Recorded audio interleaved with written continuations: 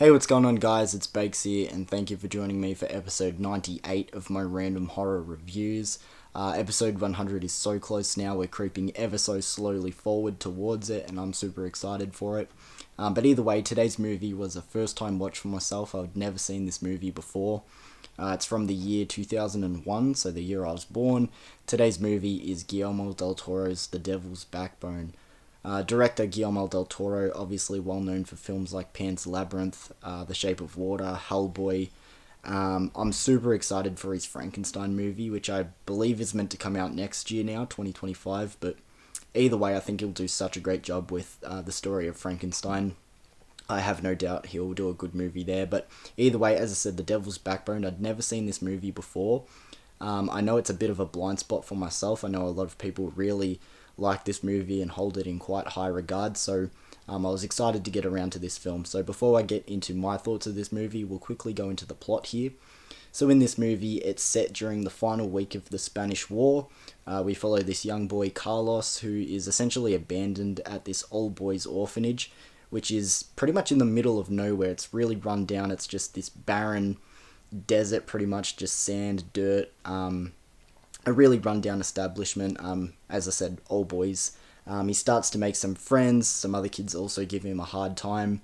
But during his time there, he starts to figure out that there's a bit of a mystery. Some people running the orphanage are harboring some secrets. There's this ghostly boy that's also haunting the orphanage. So he's trying to figure out what's going on. And yeah, the story pretty much goes on from there. And I'll leave it at that. So before I get into my thoughts of this movie, just a reminder, guys, episode 100, as I said, today is episode 98. Episode 100 is really close, and it is going to be a viewer's choice. So all you need to do is get in the comments and let me know what movie you'd like to see me review. All it needs to be is a horror movie, one that I haven't done before, and it will go into consideration. It's going to be a random pick, so yeah, just let me know what movie you'd like to see me do for episode 100. But either way, let's get into today's review, 2001's The Devil's Backbone by director Guillermo del Toro. So Guillermo del Toro, to me, has always been one of those directors that is story first most of all. The scares and the horror, in my eyes, has always come second to him. As long as the foundations are built on a good story, that's just the blueprint he wants for his movies. And with this one, again, the story takes the lead. Though it's a very well-told story and narrative, it's just not one that fully had me hooked in this situation. Though there are still enough good elements that we'll go into, the story in this one took the lead because he always just seems to have a more whimsical charm to it, even though this isn't anything like Pan's Labyrinth or The Shape of Water that are a little bit more fantastical. This one just seems to have like this whimsical charm, this world creating camaraderie amongst friends and these kids in the orphanage and things like that, and I feel like that's just everything that he builds his movies on. So like I said before, getting into some of the elements that I did enjoy about this movie, firstly the setting, I really liked that, this dry, deserted, in the middle of nowhere orphanage, run down, zero money, like they really don't have enough like food to give the kids. I just thought the whole vibe and location was really cool. I liked the bond and camaraderie amongst the boys in this orphanage. When Carlos first arrives, it starts off as like bullying or maybe like a bit of hazing sort of thing. But then by the end, they're doing pranks and dares, and eventually, before the credits roll, it's a true bond amongst this group of boys. And I actually really liked the kids in this film a lot, probably a lot more than the adults, which isn't a major issue because we're mostly following the kids, but the adults play major enough roles, or important enough roles where it's sort of a bit of a bummer that I don't see them on the same level as the kids. Just some of the adult drama, though it is important, I was just more like, yeah, I want to see what the kids are up to. I want to see how their bond is going and watch that development throughout the film. Like I said before, though the movie wasn't consistently strong the whole way through for myself, Del Toro has always been really good at putting in some scenes that are really just impactful and hard-hitting. The scene showing how the ghost boy died, without giving away any spoilers, that was just really heavy. You know, to me it was sort of the swiftness and the bluntness of how he died that sort of just left me hurting in the heart a little bit. And again, without spoiling, the scene with the stabbing in the road, again, was really tough. Not because it's necessarily gory or anything like that, just the bleakness and the brutalness of it, again, just sort of has you hurting in the heart. I enjoyed the closing to this movie where the kids and the ghost boy get their revenge. I thought that was pretty cool. And just sort of while I'm on the topic of the ghost boy, by the way, that's him on the cover there, I just really liked his design.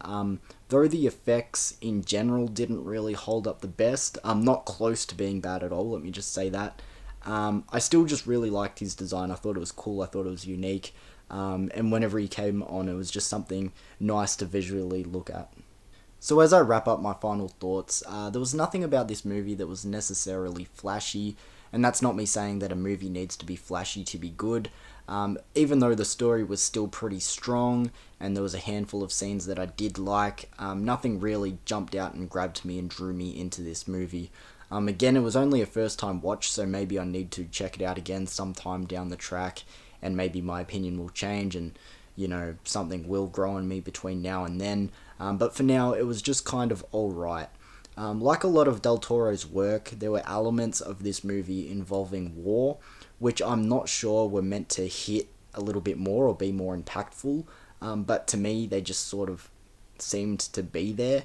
With some of Del Toro's other work, like the war is very prominent and very heavily featured. In this one, it just seemed to be there, so I'm not sure if there was like a misjudgment on how much it was meant to impact. I don't know.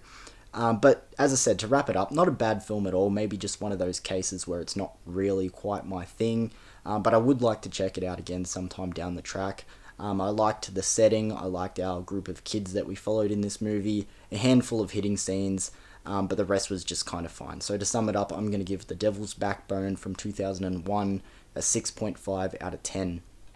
Like I said, I know a lot of people really do like this movie. It was a blind spot for me. I didn't feel like I wasted my time watching this movie. 6.5 still is a good score on my rating system, so I'd like to hear your opinions on the movie in the comments below if you like it or not, or have different perspectives on it. But also, guys, as I said, episode 100 is coming up. I've been saying this through my last handful of episodes. I want to hear what you want me to review in episode 100. I've only had a handful of recommendations so far, so if you put a movie in the comments, there is a pretty likely chance that it could be that movie.